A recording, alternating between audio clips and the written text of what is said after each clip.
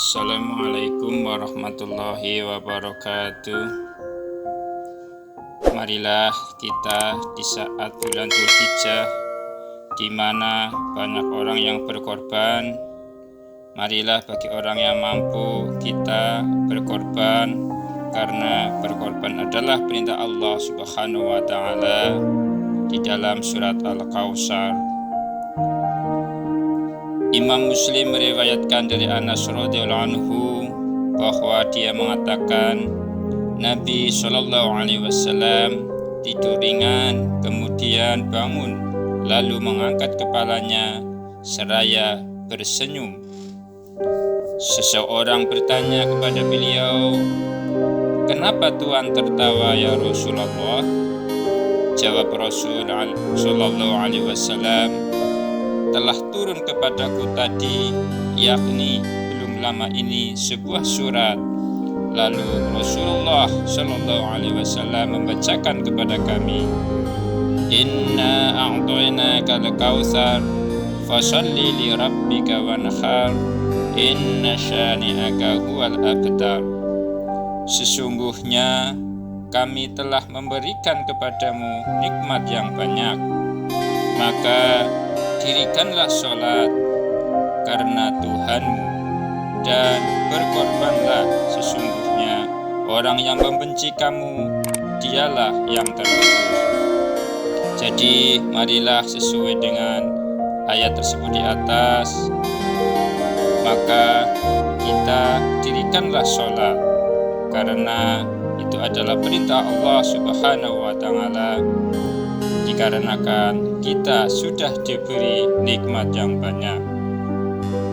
Kemudian di saat sekarang ini banyak orang yang berkorban, juga diperintahkan oleh Allah Subhanahu wa Ta'ala, selagi orang yang mampu, marilah berkorban. Karena berkorban itu adalah banyak fadilahnya. Maka barang siapa yang mampu, silahkan diniatkan karena lillahi ta'ala, karena Allah ta'ala, insya Allah amal ibadahnya akan diterima di sisi Allah Subhanahu wa Ta'ala.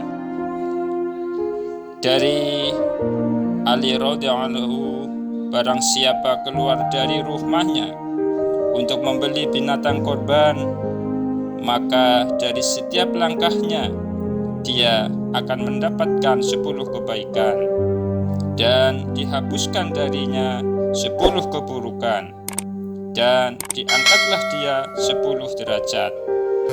Dan apabila dia berbicara ketika membelinya, maka pembicaraannya adalah merupakan tasbih. Dan apabila dia membayar harganya, maka dari setiap dirhamnya dia akan mendapatkan 700 kebaikan. Dan apabila binatang korban itu telah direbahkan di atas tanah ketika hendak menyembelihnya, maka setiap makhluk dari setiap tempat yang menyembelihan sampai dengan bumi yang ketujuh memohonkan ampunan baginya. Dan apabila darahnya dialirkan, maka dari setiap tetes darahnya Allah menciptakan 10 orang malaikat yang memohonkan ampunan baginya sampai hari kiamat.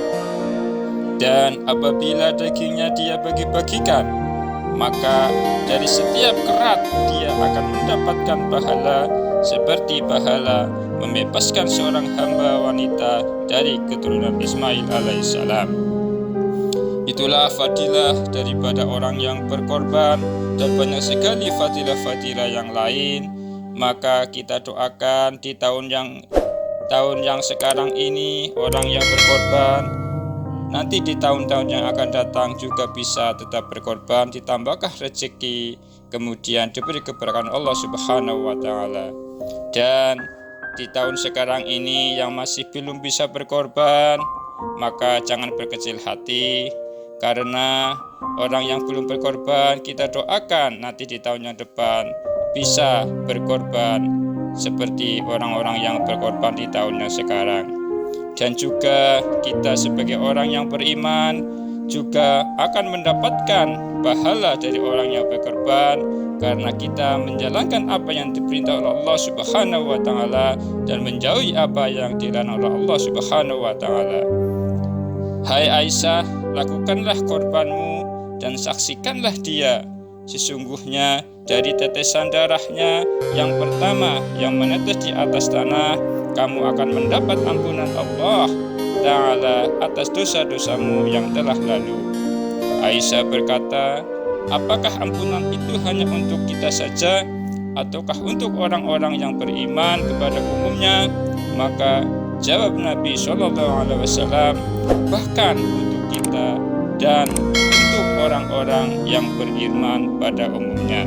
Mudah-mudahan apa yang telah diterangkan dalam hadis baginda Rasulullah SAW, orang yang beriman juga mendapatkan pahala dari orang yang berkorban. Wallahu a'lam bishawab. Assalamualaikum warahmatullahi wabarakatuh.